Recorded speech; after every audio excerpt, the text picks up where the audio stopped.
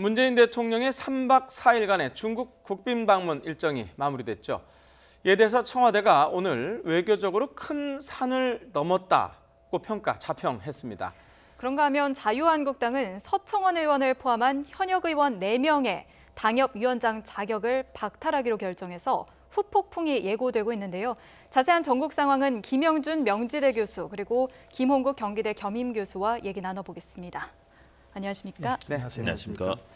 자, 제가 조금 전에 얘기했는데 큰 산을 넘었다 이렇게 표현을 했어요. 청와대 자평인데요. 네네. 어떻게 생각하십니까? 일단 이제 큰 산을 넘으면 보통 대평야가 펼쳐져야 되는 거거든요. 네.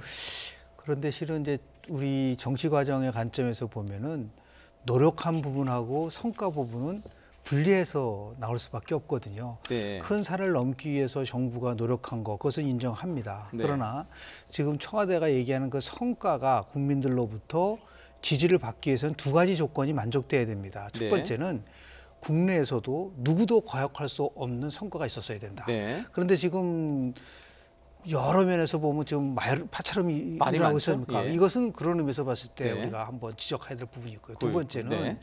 우리 국내에서는 그렇게 평가를 한다 하더라도 더 중요한 것은 중국 언론에서 과연 이번 한중 정상회담을 얼마나 폭넓게 그리고 비중 있게 다루냐라는 것이 굉장히 중요하거든요. 왜냐하면 네. 외교라는 것은 외교를 통해서 자국민만이 아니라 중국 국민들에게 우리의 입장을 밝혀야 되는데 그런 부분들이 과연 있었는가? 이 2가지 면에서 우리가 좀 평가를 좀 해본다고 한다면 좀 노력은 많이 했지만 아직까지 평지로 가기에는 그래서 대통령은 매경한고라는 표현을 썼었습니다. 지난 다낭에 가서요. 네. 한결의 추위를 이겨내야 매화는 비로소 그 맑은 향기를 발할 수가 있다. 그러니까 매경한고 발취향인데 정확하게 얘기하면 아직까지는 봄으로 가기에는 조금 더 시간이 필요하지 않을까 생각이 듭니다. 네. 네. 그리고 청와대는 2개의 사자성어를 더 썼습니다. 역지사지 그리고 관왕지례라고 했는데 어떻게 평가하시나요?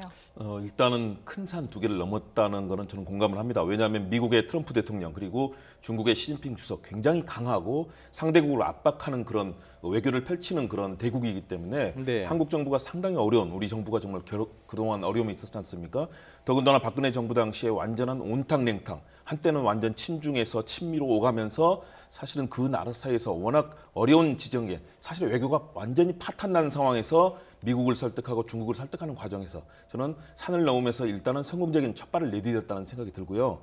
대신에 대통령 얘기나 또는 정부 얘기처럼 역시 역지사지 중국의 이익이 다르고 우리의 이익이 다르거든요. 그 과정에서 서로의 이해를 구하고 또 우리 대통령 문재인 대통령이 지금 추구하고 있는 아시아 정책 같은 경우는 신남방 신북방 새롭게 관계를 정립하는 과정에서 굉장히 중국의 입장도 이해되면서 우리 정부의 입장도 상대에게 알릴 수 있는 진심 어린 외교를 펼치기 노력했다. 그리고 과거를 통해서 또 미래를 알 수 있다는 그런 얘기를 했지 않습니까? 그런 이 관왕지례라는 얘기를 통해서 결국은 중국과의 그동안의 갈등이 있었지만 이 갈등을 어떻게 지혜롭게 해결해 나갈 것인가 이 부분에 대한 단초를 이번 외교를 통해서 만들어냈다. 물론 여러 가지 아직도 부족한 점은 저도 마찬가지로 평지로 나가기에는 아직도 산들이 많습니다. 네. 그럼에도 불구하고 첫발을 잘 내디뎠고 앞으로 외교 성과를 만들어내기 위해서 특히 외교 관계에서 국방, 외교, 안보 각 파트에서 노력한다면 앞으로의 외교의 틀들을 만드는 데 큰 지평을 만드는 그런 의미 있는 방중이었다라는 평가를 할 수 있을 것 같습니다. 네.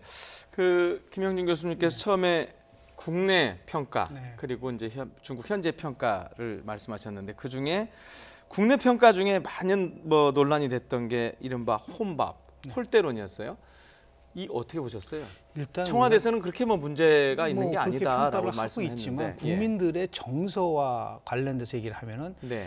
우리가 국빈 방문이잖아요. 기항 방문이 아닙니다. 실무 방문이라면 충분히 저게 가능하다고 봅니다. 그러나 국빈 방문이라는 거는 정말 극진하게 대접한다는 것을 전제를 하고 있는 부분들.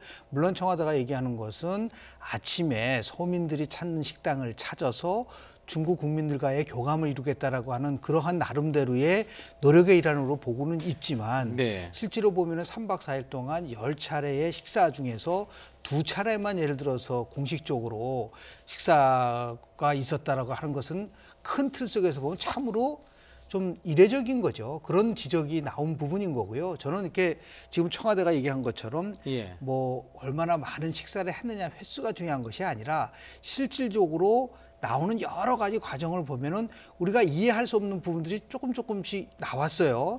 이 부분에 대해서 무조건 이것은 괜찮다라고 단정 짓지 말고 우리가 좀 부족한 부분이 있었다고 한다는 데에 대해서는 실제적으로 부족한 부분도 있었다라고 인정을 하면서 갈 수 있는 나름대로의 여유를 좀 보여야 된다고 봐요. 예를 들어서 뭐 기자단이 폭행을 당했다든지 더 나아가서 지금 많은 문제 속에서 우리가 짐작하고 있는 것 중에 하나가 뭐냐면 정말 대통령이 아주 나름대로 소통한 아주 소탈한 행보를 보였다 하더라도 예. 한 나라의 외교부장이 어떻게 대한민국의 대통령과 같이 동격 성상에서 그런 행보를 할 수 있느냐는 부분도 지적이 되고 있거든요. 이런 것에 관련돼서 우리가 면밀하게 좀 검토를 하고 제일 중요한 것은 이러한 과정이 나올 수밖에 없었던 한중 정상회담이 개최될 수 있게끔 하는 과정 속에서 준비했었던 팀 속에서 외교팀이라고 볼 수가 있는 거죠. 네. 혹시 부족한 부분이 있었는지 만약에 있었다고 한다면 그 부분에 대해서 나름대로 우리가 조정할 수 있는 뭐 새로운 사실에 대해서 우리가 새로운 것을 얘기하는 것이 아니라 기존에 나와 있는 것에 대해서 좀 부족한 부분에 대해서는 충분히 이제 앞으로를 향해서도 가기 위해서라도 외교상에서의 기본적 매뉴얼이 깨졌을 때 이것을 어떻게 처리할 것이냐에 대한 나름대로의 그런 우리 외교팀들이 반성이 좀 있어야 된다고 저는 봅니다. 네. 같은 생각이신가요? 왜냐하면 청와대에서는 또 전혀 문제가 없다 이렇게 얘기를 저는 했었거든요. 전혀 문제가 없다고 보지는 않습니다. 분명하게 외교상의 예. 결례로 취직할 수 있는 부분들이 나왔거든요. 저는 그 부분은 솔직하게 당시 상황에 대해서 국민들께 이해를 구하는 부분이 필요하다고 보고요. 그러나 그 중에서도 지금의 외교 상황이 얼마나 엄중한 상황인가를 저는 인식할 필요가 있다고 봅니다. 사실은 사드 문제로 인해서 한중 관계는 정말로 어려운 지경에 사실은 뭐 보복이 오가고 우리 정부로서는 정말로 이 상황을 새로운 방향으로 만들기 위해서 사드에 대한 이 양국 간의 이해를 높이기 위해서 노력해야 되는 상황 아니었습니까? 거기에 더불어서 한중 관계는 정말로 최악의 불신의 상황에 놓여 있던 상황에서 문재인 정부 외교가 시작됐다. 네. 그리고 이번 과정을 통해서 중국의 서민들도 만나고 또 직접 중국 정부 관계자들과의 소통을 통해서 이제 우리 정부의 입장을 이해시키고 하는 정말로 진심 어린 외교를 펼치는 측면에서는 저는 의미가 있었다고 보고요. 그러나 역시 외교 라인이 최근에 뭐 노영민 주중 대사가 신임장을 받은 지 한 달도 되지 않았지 않습니까? 그럴 정도로 우리 지금 외교 상황이 굉장히 어려워졌다. 그렇기 때문에 외교 라인뿐만 아니라 우리 정부의 대외 관계에 새 틀들을 만들 수 있는 그런 정부 내 준비와 노력이 더 필요하다고 보고요.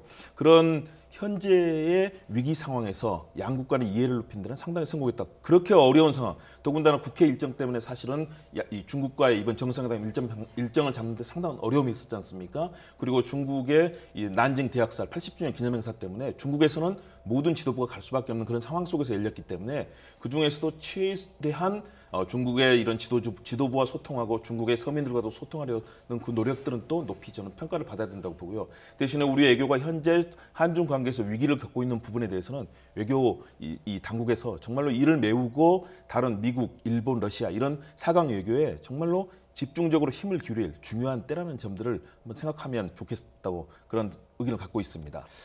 자, 논란이 있는 만큼 여야의 평가도 네. 극과 극이에요. 자, 여당은 한반도 평화를 위해서 성과를 냈다고 평가를 했는데 야당은 국격을 훼손한 실패 외교다. 외교라인 문책해야 된다. 이런 얘기까지 나왔습니다. 아까 말씀하셨던 선상에서 보면 약간 뭐 어느 정도 수긍이 가는 얘기입니까? 근데 실질적으로 보면 말이죠. 저는 어떻게 평가를 하고 있냐면 문재인 대통령이 정말 성심성의껏 신뢰를 회복하려고 노력한 부분에 대해서는 인정을 합니다. 네.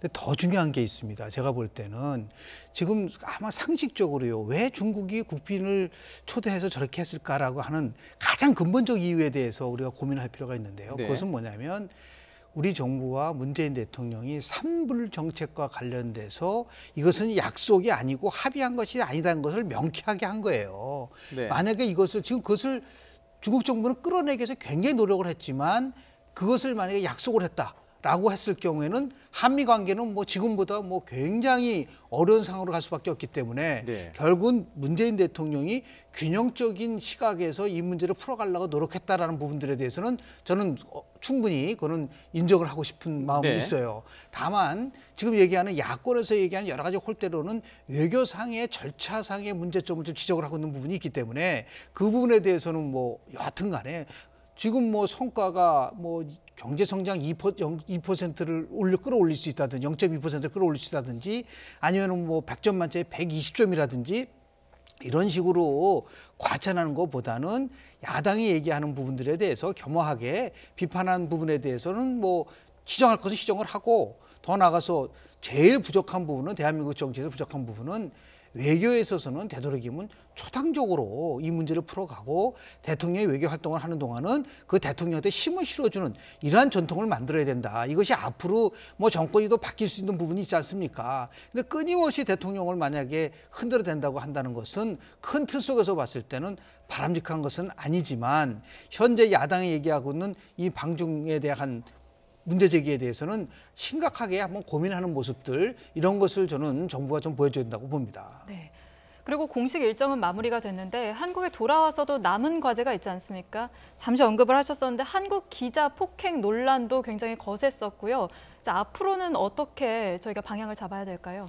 일단 지금까지의 상황을 냉정하게 좀 돌아볼 필요가 있다고 봅니다. 야당의 지나친 이런 공세적인 사실은 실패 외교다라고 규정하기에는 또 가지고 있는 성과라든가 한중 간의 신뢰 회복, 사드 문제에서 가져왔던 그런 어려움을 극복할 수 있는 가능성을 만들었던 여러 가지를 본다면 굉장히 큰 성공도 있지만 이 부분을 야당이 너무 폄훼하거나 또는 우리 국가의 지도자의 외교에 대해서까지 지나치게 반대를 위한 반대를 하는 모습은 좀 더 지향하고요. 반면에 역시 청와대나 여당도 야당의 그런 여러 가지 얘기들을 잘 수용함으로써 협치의 틀들을 만드는 것이 앞으로 중요하다고 봅니다. 중국은 앞으로도 계속해서 이런 강압적이고 또 압박하는 외교 정책을 펼칠 겁니다. 우리나라뿐만 아니라 중국의 주변국에 대한 중국의 최근의 외교 정책을 본다면 시진핑 주석의 1대1로 외교의 기본 방침이 중국의 국익을 최대한 높이는 것 아니겠습니까? 미국과의 갈등도 높아질 겁니다. 우리 한국에 대한 압박도 강해지고 미국과 일본 그리고 한국과의 관계에 대한 여러 가지 압박이 이루어질 텐데요. 이 부분에 대해서 저는 철저하게 원칙과 우리 외교의 국익을 위해서는 중국을 이해시키면서도 우리 국가의 위신과 향후에 이 원칙 있는 외교를 펼침으로써 중국이 한국의 입장을 이해할 수 있게 만드는 그런 노력이 필요하고요. 그런 여러 가지 압박 속에서도 여당과 야당이 정말 국회에서는 초당적으로 특히 우리 국가의 이익과 남북 관계에서 현실을 만들어가야 되는 중국의 파트너로서의 그런 위상이랄까요? 이런 부분이 굉장히 강하지 않습니까? 적극적으로 설득하기 위해서 야당도 협력할 부분은 협력해 줘야 되고요. 여당도 야당을 존중해서 이런 협치 외교의 틀들을 만들 수 있는 가능성들을 만들어가야 되는 것. 앞으로 우리 외교가 가장 중요한 과제라고 봅니다. 자, 대통령이 방중과 관련해서 사실은 메인스트림은 아닌데 그 질문을 드렸지만은 그 대통령 수행기자단 폭행 사건 내부 논란이 너무 크지 않습니까? 저도 뭐 예전에 그런 경험이 있긴 하지만 이걸 어떻게 봐야 될까요? 이거는 저는 있을 수 없는 일입니다. 어떤 네. 형태든 간에 지금 이 부분에 대해서 자꾸만 이제 그 청와대를 포함해서 축소하려고 하는 그런 분위기가 있는데요. 이것은 철저하게 진상 규명이 있어야 될 뿐만 아니라 중국으로부터 분명한 사과를 받아내야 된다. 지금 저는 의아스러운 게 뭐냐면 코트라에서 임명한 사람들이라고 얘기하는데 지금 코트라의 책임자는 이 문제에 대해서 한마디도 얘기를 하고 있지를 않습니다. 오늘 입장이 나오긴 했어요. 나왔지만 지금 국민들이 봤을 때는 굉장히 뒤늦어. 이게 지금 사건이 발생한 지가 이렇게 오랜 시간이 지났는데 불구하고 함구를 하고 있다가 밀려서 마치 하는 것처럼. 그리고 중요한 것은 뭐냐면 중국 정부가 대한민국에다가 뭐라고 해요? 이거는 중국 정부와 연관시켜서 하지 말아라고까지 압박을 하고 있는 부분들이 있거든요. 이것은 국민들의 자존심을 굉장히 정말 짓밟을 수 있는 그러한 아주 나쁜 발언이라고 저는 보거든요.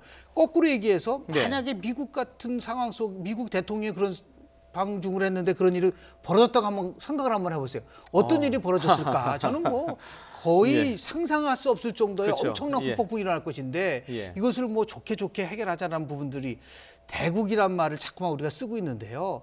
대국이 소국으로 되는 일은 뭐냐면 저러한 자신의 잘못에 대해서 진정하게 사과하고 재발 방지를 얘기를 할 때에 대국이 되는 것이지, 소국은 대국이 하는 것에 대해서 하나하나 문제 삼지 말아라, 그런 시각으로 접근한다고 한다는 것은 결국 대국이라는 걸 스스로 포기하는 것이다. 이런 부분에 대해서도 저는 너무 쉽게 이 부분을 접근하려고는 안 된다. 아주 철저하게 진상규명과 더불어서 중국 정부는 대한민국 정부에게, 특히 대한민국 국민에게 아주 정중하게 사과를 해야 된다고 봅니다. 네, 김 교수님은 기자 출신이고 논란이 있고 편견이 있을 수 있기 때문에 그 질문은 안 드리겠습니다. 예. 네, 그러면 정치권 소식도 짚어보겠습니다. 자유한국당에서 오늘 오전에 당무감사 결과를 발표했습니다. 62명의 당협위원장이 교체가 됐는데요. 이건 어떻게 보시나요? 일단 이제 홍준표 대표는 두 가지 카드를 가지고 자신의 체제를 강화하려고 하는 것 같습니다. 하나는 당 쇄신이고요. 네. 두 번째는 아마 이제 내년도 지방선거에서 전략공천이라는 걸 통해서 새로운 인물로 충원하겠다는 그 일환으로 이제 당무감사를 통해서요, 약 한 30% 정도의 당협, 특히 원외 당협위원장이죠, 현역 4명에다 나머지는 이제 원회인데요. 네. 이걸 교체했다라는 부분인데, 물론 어떻게 해석하느냐에 따라서 달라질 수는 있겠지만 분명한 것은 이겁니다. 지난 9년 동안 보수 정권이 정권을 잡고 나서 어떠한 행동을 했는가, 너무 기득권 중심이고 서민과 멀어지고 국민들과 떨어져 있는 이 부분에 대한 쇄신을 하지 않고 나서는 네. 미래가 없다라는, 아주 엄밀하게 따지면 절박함에서 나온 거라고 보는데요. 이것을 자꾸만 계파 시각적 관점에서, 계파주의적 관점에서 본다고 한다면 저는 자유한국당은 미래가 없다. 다시 얘기해서 어떤 형태든 간에 국민들이 봤을 때는요, 저 정당이 바뀌었느냐 안 바뀌었느냐를 가늠하는 첫 번째 잣대가 뭐냐면 인적 쇄신입니다. 네. 그러니까 지난 2012년도 보면은 당시에는 뭐 이제 새누리당으로 당명을 바꿨고 로고도 바꾸면서도 뭔가 바뀐다는 모습을 보여줌으로써 대통령 선거에서 승리했는데요. 로고나 당명을 바꾸는 것이 아니라 사람을 바꿔야지만이 그 정당이 진정 바뀌는 모습을 보인다라는 그런 각도에서 봤을 때는 결국 이것은 자유한국당이 생존하기 위한 절박한 나름대로의 그런 행보라고 저는 해석하고 싶습니다. 네. 자, 지금 이번에 이른바 물갈이 대상이 된 원내 인사들을 보면 4명이 포함이 돼 있어요. 그래서 이게 좀 상당히 큰 폭이다, 이런 평가가 있다고 그러는데 어떻게 보십니까? 큰 폭입니까? 일단 큰 폭이죠. 아, 당협위원장 전체로는 62곳이고요. 그중에 네. 현역 의원이 4사람이 대상이 돼 있습니다. 그리고 사실은 친박 의원 일부는 또 사실상 현재로서는 법적인 지금 이 처벌을 받을 수 있는 가능성이 좀 높아졌지 더 않습니까? 많아질 수 있다는 그렇습니다. 거죠. 예. 그럴 가능성이 있기 때문에 사실은 개파적인 해석이 충분히 가능한 부분도 있고요.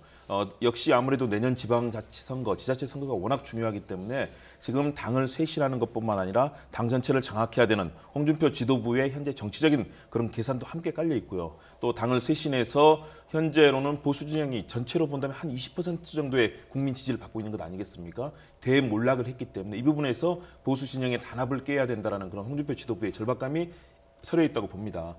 이런 측면에서 당내 여러 가지 갈등이 나올 텐데 저도 역시 그 부분을 김 교수님 말씀처럼 그동안에 있었던 여러 가지 기득권 중심의 정치, 그리고 사실은 국정농단에서 아무런 역할도 하지 못한 채 이를 방조하고 또는 여기서 호가호위했던 그런 정당 내부의 역할이 있었지 않습니까? 이 부분에 대한 진정한 반성과 성찰 없이, 그리고 당의 철학과 가치에 대한 새로운 흐름 없이 과연 국민들이 자유한국당이 제대로 반성하고 우리 국정을 맡아줄 정말 수권정당이 될 수 있을 것이냐라는 그 부분에 대해서 신뢰를 줄 것인가. 이번 지도부의 이런 당무 감사를 통해서 결국은 당내의 어떤 기득권을 강화하는 그런 흐름이 된다면 도리어 자유한국당이 큰 위기에 처할 거고요. 정말로 이런 쇄신 결과를 통해서 새로운 정치적 가치, 그리고 보수의 합리적이고 또 열려있는 그런 가치를 만들어낸다면 성공할 수도 있거든요.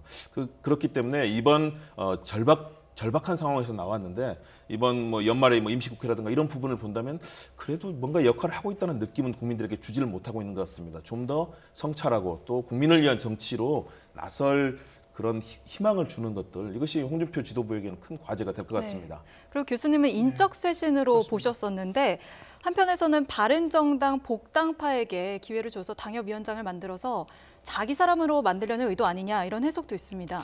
물론 이제 그렇게 볼 수는 있겠지만 말이죠. 2004년도 당시 박근혜 비상대책위원장이 결국 당을 장악하면서 선거에서 그때는 탄핵 열풍 때문에 굉장히 한나라당이 위기했었을 때 네. 그때 현역 국회의원 42%를 물갈이했습니다. 그러니까 각 지방선거만이 아니라 총선에서도요. 보통 한 30%대 후반에서의 물갈이가 이루어지고 있어요. 네. 근데 지금도 저는 엄밀하게 따지면 현역의 4명 뺏기 인적 쇄신에서 포함되지 않았다는 것은 오히려 너무 적었다고 저는 봅니다. 저는 그렇게 질문을 드렸는데 네. 많다고 그래서. 저는 당협위원장, 특히 원내당협위원장 같은 경우는 물론 이제 여러 가지 해석을 예. 할 수는 있겠지만은 실질적으로 핵심적 사항은 뭐냐면 현역 당협위원장, 특히 친박의 책임론을 강화하고 친박을 청산한다고 하는 것에 대해서 국민들이 실질적으로 홍준표 대표를 선출했다는 것은 뭐냐면 친박을 청산해서 당을 새롭게 만들려고 하는 부분이라고 한다면 저는 인위적으로 할 수는 없겠으나 뭐 여러 가지 뭐 생각 때문에 그렇겠지만 개량화된 기준을 가지고 했기 때문에 4명 뺏기 지금 뭐 현역은 교체가 안 됐다고 얘기를 하고 있는 부분들이 있지만요. 저는 훨씬 더 강하게 드라이브를 걸었었어야 된다. 그래서 그것을 토대로 해서 진짜 변화되고 있다는 것을 보여줘야 되는데 그런 면에서 보면 조금 아쉬운 점은 있지만 왜냐하면 이제 홍준표 대표가 실질적으로 자기 사람들이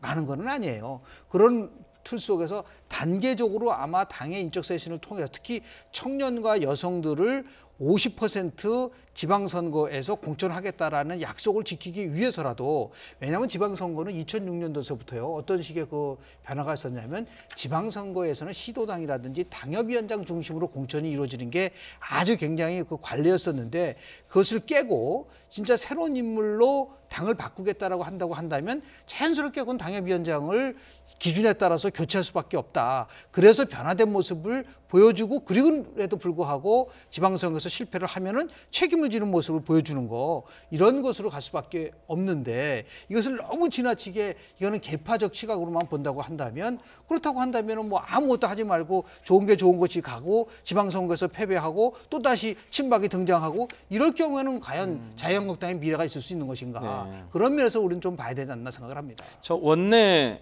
그 인사들 얘기했는데 원외 인사 저희가 이제 그래픽으로 준비를 해서 좀 보여드릴 텐데 오늘 관심을 받은 인물 중에 본인이 뭐 기자회견하면서 눈물도 흘려서 유해 최고위원이 있어요. 어떻게 보십니까? 유해 최고위원은 사실은 뭐 본격적인 정치인이라고 하기는 그렇고요. 네. 그동안의 정치 인생이 뛰어든 것은 뭐 지난번에 자유한국당 입당해서 최고위원이 된 과정 등을 통해서 정치인으로 역할을 시작했죠. 그렇지만 유해 최고위원 개인은 스스로는 어떻게 볼지 모르겠습니다. 굉장히 억울하다고 평가할지 모르겠지만 사실은 당에서 했던 여러 가지 이 그동안의 지역에서의 활동들 그리고 그동안의 여러 차례 막말이라든가 또는 논란이 되는 그런 발언들을 통해서 최고위원으로서 굉장히 정제되지 않은 그런 발언들이 많이 나오지 않았습니까? 그런 측면에서 아마 저는 당무감사에서 여러 가지 차원의 감사가 이루어졌고 그렇지만 또 그런 부분은 저는 약간의 그런 정치적인 복선도 있다고 봅니다. 왜냐하면 최고위원에 당선될 때는 홍준표 대표의 적극적인 좀 지원도 있었거든요. 그런데 사실은 반홍 라인에 있어서 여러 가지 발언들이 나오면서 결국은 그런 지도부와의 마찰 여러 가지 정치적인 배경도 있다고 보는데 당무감사의 최종적인 내용들 과연 이것이 정말로 제대로 된 그런 평가, 정성적이고 정략적인 평가들이 제대로 됐다면 그 부분에 대해서는 이의를 제기하기 어려울 텐데요. 그 내용들을 좀 확인할 필요가 있다고 보고요. 제가 아까 많다고 말씀드린 것은 이번은 당무감사입니다. 앞으로 조강특위라든가 또는 이제 선거의 여러 과정을 통해서 아마 저는 또 다른 물갈이 형태가 있을 거라고 봅니다. 이번에 이루어진 당무감사 차원에서 이것은 숫자는 저는 많은 편이라고 보고요. 왜냐하면 30%가 적은 수준은 아니거든요. 앞으로 이어질 조강특위라든가 또는 다양한 이런 공천 과정을 통해서 다시 한번 또 다른 형태의 이런 여러 가지 현역 의원 배제라든가 이런 과정이 있을 거기 때문에 뭐 일정하게 그런 수준은 된다고 판단을 한 겁니다. 네. 자, 네, 예. 그리고 간단하게 국민의당과 바른정당의 통합 논의도 짚고 넘어가겠습니다. 네. 조만간 기습 통합을 선언할 수도 있다. 이런 얘기까지 나오고 있습니다. 어떻게 보시나요? 천원이 중요한 건 아니죠. 그러니까 통합의 효과를 가져올 수 있냐는 걸 가져가야 되는데 지금 안철수 대표 같은 경우는 지금 당 호남 중진들이 이제 반대를 하고 있는 부분들이 있어요. 네. 그러니까 결국은 리더십의 요체라는 것은 갈등을 조정해서 설득하는 모습을 보여줘야죠. 일방적으로 선언하고 나서 따라오려면 따라와봐라 라고 하는 식의 통합은 우리가 얘기하는 리더십에 있어서의 근본이 무너지는 부분들도 있을 수 있는 것이고요. 그래서 오히려 저는 이런 말씀을 좀 드리고 싶어요. 국민의당이 정말 통합을 하고 싶으면 네. 지금 국회의원들한테 물어보지 말고 전 당원한테 통합에 대한 것을 아주 객관적으로 조사를 해서 정당의 주인은 당원인들입니다. 당원들이 만약에 통합하지 말라고 하면 안 하는 것이고 통합하라고 한다고 한다면 그때는 호남 중진 의원들도 그 당원들의 의사를 따라가는 이런 식의 민주적 절차를 거쳐서 통합을 해야지 개인의 판단에 의해서 무조건 끌고 가려고 한다는 것은 저는 통합을 한다 하더라도 후유증이 워낙 크기 때문에 통합 효과는 반감될 수밖에 없다는 말씀을 좀 드리고 싶습니다. 네. 자, 개인의 판단에 뭐 만약에 통합이 된다면 반감이 된다고 그러는데 지금 이 안철수 대표 개인의 판단으로 해서 지금 진행이 되는 걸로 봐야 될까요, 그러면? 일단은 그런 부분이 크다고 봅니다. 왜냐하면 당내 대다수 의원들은 지금 반대의 목소리, 뭐 특히 네. 뭐 초선 의원들은 구체적으로 반대 성명서까지 내고 있고요. 네. 또 여러 가지 반대하는 모임들이 이루어지지 않습니까? 아무래도 안철수 대표로서는 현재 흐름대로 간다면 향후에 새로운 정치적 미래를 도모하기 어렵다. 그렇기 때문에 이런 바른정당이라든가 중도 보수 통합을 통해서 새로운 정치적 힘을 만들어내야 된다는 그런 절박한 상황에 놓여 있고 이 결심을 한 것으로 보입니다. 그럼에도 불구하고 안철수 대표와 소위 말하는 친안 세력, 안철수 대표를 지지하는 정치인들과의 이런 내부의 합의를 통해서 이런 통합이라는 결정이 내려질 경우에는 사실은 당 전체의 민심 그리고 도리어 통합을 했는데 의원들이 분당하고 갈라지고 바른정당도 지금보다 아마 더 갈라질 가능성이 또 다른 다시 분당할 가능성이 있거든요. 그런 상황에서 더 커지고 몸집이 불려지면서 역할을 할 수 있는 그런 통합이 아니라 더 쪼그라들고 줄어드는 그런 작은 세력이 됐을 경우에는 이것은 무슨 통합의 효과가 있겠습니까? 그렇기 때문에 안철수 대표가 사실은 이런 소통과 전체 의사결정을 이뤄내는 그런 소통에서 어려움을 보인다면 앞으로는 정말 리더십을 세워서 당내에서 역할뿐만 아니라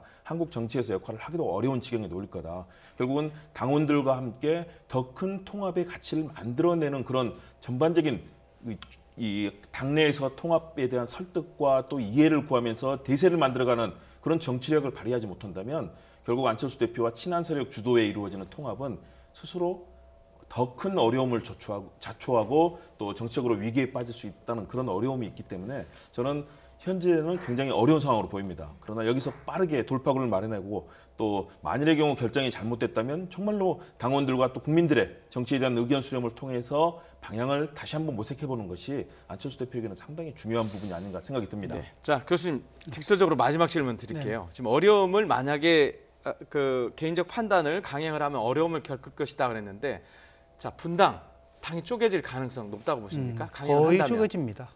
왜냐하면 호남 중진 의원들이 생각할 때 특히 천정배 의원들은 뭐라고 네. 했습니까? 그건 적폐연대라고까지 표현하고 있기 때문에 결국 호남 중진 상당한 부분 의원분들은 민주당과 뿌리가 같기 때문에 통합하는 것에 대해서 그래서 저는 결국은 민주당과 국민의당이 예산안 통과에서 본 것과 마찬가지로 연합이라든지 소연정 형태로 가는 것에 대해서는 많은 사람들이 이해를 하지만 네. 바로 저렇게 바른정당과 국민의정당이 안철수 대표의 힘에 의해서만 가져갔을 때는 결국은 이거는 뭐 루비콘 강을 건널 수밖에 없다.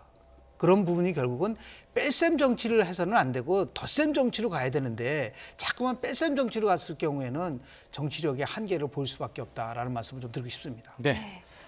네, 오늘은 여기까지 듣겠습니다. 김영준 명지대 교수와 김홍국 경기대 겸임교수였습니다. 두 분 말씀 감사합니다. 네, 고맙습니다.